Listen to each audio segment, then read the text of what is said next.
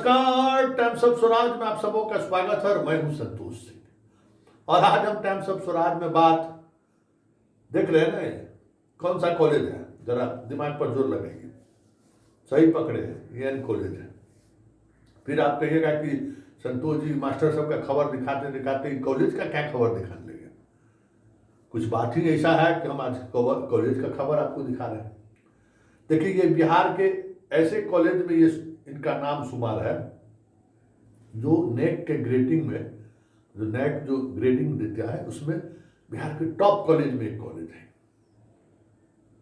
आप समझ सकते हैं। हालांकि नेक के ग्रेडिंग को लेकर क्या क्या गुल खिला था वो याद ही होगा, सब लोग जेल भी गया, लेकिन फिर भी एन कॉलेज पटना यूनिवर्सिटी के कॉलेज से बेहतर नेक ग्रेडिंग में स्थान पाया है, तो चर्चा होना स्वाभाविक है। लेकिन इस बात को लेकर हम आज आपसे चर्चा नहीं कर रहे हैं। चर्चा इस बात को लेकर कर रहे हैं कि 1 तारीख से, मतलब 1 अप्रैल से इस कॉलेज का कोई प्रिंसिपल नहीं है। ये भी खबर नहीं है, समझिए। खबर ये है कि राज्यपाल आदेश किए कि भाई प्रभारी प्रिंसिपल के तौर पर जो वहाँ सीनियर है, वो नियम ही है कि जो सीनियर है उसको आप प्रिंसिपल बना दीजिए। वो ऑलरेडी एक स्टैंडिंग ऑर्डर है कि कोई प्रिंसिपल रिटायर हुए तो वहाँ जो सीनियर मोस्ट प्रोफेसर है उसको प्रिंसिपल का चार्ज आप दे दीजिए।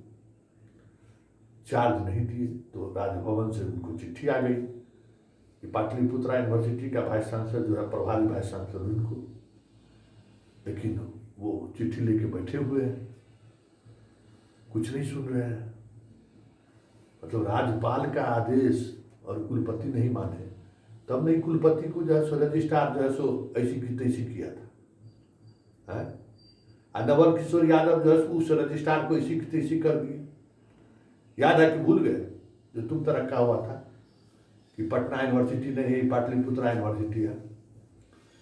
तो नवल किशोर यादव तो पंडित जी को तो हड़का दिए। शरद यादव है अभी किसी दिन किसी मीटिंग में अभी शरद यादव जी को हड़काना पड़ेगा कि राजभवन से आप ऊपर हो गए क्या। और अगर ये व्यवहार आपका रहेगा कि राजभवन की बात आप नहीं मानिएगा, तो फिर आपकी बात रजिस्ट्रार क्यों मानेगा, आपकी बात कॉलेज का प्रिंसिपल क्यों मानेगा। आप आए हैं वाइस चांसलर बन के ना, तो राजभवन का सम्मान नहीं कीजिएगा, राजभवन के पत्र का सम्मान नहीं कीजिएगा, राजभवन के आदेश का आप अनुपालन नहीं कीजिएगा, तब तो फिर अराजकता वाली बात हो जाएगी ना। संवैधानिक पद पर बैठा हुआ व्यक्ति अगर आपको सम्मान कर रहा है और आप उनके पत्र को इस तरीके से नजरअंदाज कर रहे हैं, और ऐसा भी नहीं है कि वो पत्र कुछ ऐसा है कि जो नियम के विपरीत हो, पत्र तो नियमानुकूल है। आप भी प्रभार हैं, वो भी उन्हीं के पत्र के आधार पर प्रभार में है। कैसे आप प्रभारी बन गए? आप आर्यभट्ट के हैं और वहाँ प्रभार में राजभवन की तरफ से ही पत्र जारी हुआ, उस आधार पर आप वहाँ प्रभार के तौर पर कुलपति हैं। लेकिन आप उसी राजभवन की बात को नहीं मानते। ये जो क्राइसिस होगा ना, कॉन्स्टिट्यूशनल क्राइसिस इसी को कहते हैं। देश आजकल इसी दौर से गुजर रहा है। किसी को कोई मतलब नहीं है, मुख्य कानून चलाएंगे, मेरी मर्जी, मतलब मेरी जो मर्जी होगी वो करेंगे हम। कानून, नियम, पदाधिकारी, सबसे कुछ नहीं, क्या नियम कानून है उससे कोई मतलब नहीं। लेकिन बात सिर्फ इतना ही नहीं है। 1 तारीख को राजभवन के आदेश के बावजूद भी ये प्रिंसिपल इसलिए नहीं बना रहे हैं, जो सीनियर मोस्ट वहाँ प्रिंसिपल है। अभी प्रिंसिपल का ये हुआ है, आयोग से प्रिंसिपल लोग बने हैं, हालांकि उसमें भी कंप्लेन हो गया है तो शायद स्थगित हो गया है या फिर कुछ प्रोसेस चल रहा है। तो उसमें 2 आदमी जो है सो एन कॉलेज पर जो है सो प्रिंसिपल बनने से पहले से नजर कराए। यहाँ तो बिहार है ना भाई, यहाँ तो अजूबा अजूबा चीज होता है। एगो सीनियर IAS अधिकारी की पत्नी है बीबी, उसका भी नजर एन कॉलेज पर है। एगो जज साहब है, उनका भी बेटा बेटी पत्नी जो भी हो, उनका भी नजर है कि हम बना दें। अब जज और IAS दोनों का जो है सो दबाव वाइस चांसलर महोदय आकाश देख रहे हैं, क्या करें, किसकी बात माने। और यही बात समझिए, जज और आईएएस के चक्कर में ही राज्यपाल का बात मानना छोड़ दिए, अराजकता स्थिति होगी। और ऐसे ऐसे कुलपति के लिए सामने में जो नवल यादव जो कुछ किए, उनके रजिस्ट्रार को आने वाले दिन में कोई सिंडिकेट का मेंबर या सीनेट का मेंबर इसी तरीके का व्यवहार करेगा। जब राजभवन की बात आप नहीं मानेंगे तो क्या होगा। वैसे ही कोई नई बात नहीं है। बिहार में उच्च शिक्षा व्यवस्था की अगर बात कीजिए तो हाई कोर्ट का आदेश को राजभवन पालन नहीं करता है, राजभवन के आदेश का पालन कुलपति नहीं करता है, कुलपति का आदेश का पालन रजिस्ट्रार नहीं करता है, रजिस्ट्रार का आदेश का पालन प्रिंसिपल नहीं करता है, और प्रिंसिपल का आदेश का पालन प्रोफेसर नहीं करता है। आप जब उच्च शिक्षा विभाग कहेगा कि हमको स्वायत्तता चाहिए, हम स्वायत्त हैं, ले लीजिए भाई, जितनी स्वायत्तता लीजिए। इसीलिए नहीं ये अराजकता है, स्वायत्तता के आड़ में ये अराजकता ही है ना, इसको क्या आप कहेंगे।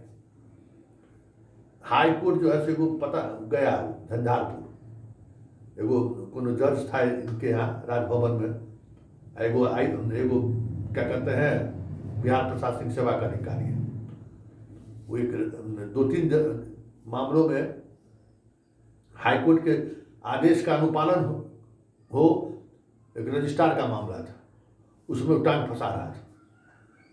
और स्थिति ये हुआ कि हाईकोर्ट को जबरन उस जुडिशियल पदाधिकारी को झंझारपुर भेजना पड़ा। और देखिए दुस्साहस उस अधिकारी जज का, उसको रोकवाने के लिए कहते हैं कि खबर आ रही है कि चीफ जस्टिस साहब देखेंगे, उनको चाय पर बुलवा लिया राजभवन। ये सब भी खूब चर्चा है कि बहुत हमारा दुलारा है, छोड़ दीजिए। जबकि उसके खिलाफ बहुत सारे शिकायतें प्रोफेसर लोग ही कर रहे थे कि वहाँ क्या क्या करते हैं। बिहार प्रशासनिक सेवा से जो कुछ अधिकारी वहाँ जमे हुए हैं कई वर्षों से, उनकी अराजकता अपने हैं। मतलब कुल मिलाकर उच्च शिक्षा की अगर हम बात करें ना, तो अराजकता की सारी सीमाएं पार कर दी। मतलब कोई नियम कानून मानने, मतलब जब बात होगा तो एगो नियम लेके आ जाएंगे, देखिए नियम है, इसलिए कोई एक दूसरे के नियम की बात नहीं बनता। प्रिंसिपल का कितना दिन का होना चाहिए कार्यकाल, किसी जगह पालन इसका नहीं होता है। बिहार यूनिवर्सिटी में मार फंसा हुआ रजिस्ट्रार और वाइस चांसलर में उसी बात को लेकर। तो ये सारी चीजें जो आप देख रहे हैं ना, वो जता रहा है ये क्राइसिस है। ये मतलब पूरा सिस्टम का क्राइसिस है। मतलब पूरी उच्च शिक्षा व्यवस्था जो है ना, क्राइसिस के दौर से गुजर रहा है। कोई किसी पर कोई लगाम नहीं है, सारे के सारे लोग बेलगाम हैं, सब अपनी मर्जी चला रहे हैं। नुकसान किसका हो रहा है? बिहार के छात्रों का हो रहा है।